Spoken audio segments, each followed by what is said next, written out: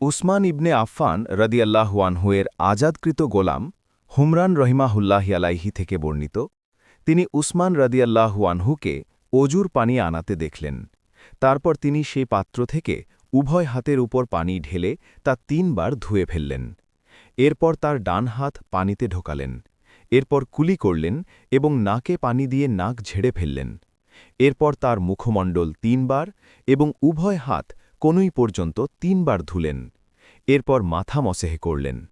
এরপর প্রত্যেক পা ৩ বার ধোয়ার পর বললেন, আমি নবী সাল্লাল্লাহু আলাইহি ওয়াসাল্লামকে আমার এ অজুর ন্যায় অজু করতে দেখেছি, এবং রসূলুল্লাহ সাল্লাল্লাহু আলাইহি ওয়াসাল্লাম বলেছেন, যে ব্যক্তি আমার এ অজুর ন্যায় অজু করে ২ রাকাত সালাত আদায় করবে এবং তার মধ্যে কোনো বাজে খেয়াল মনে আনবে না, আল্লাহ তাআলা তার অতীতের সব গুনাহ মাফ করে দেবেন।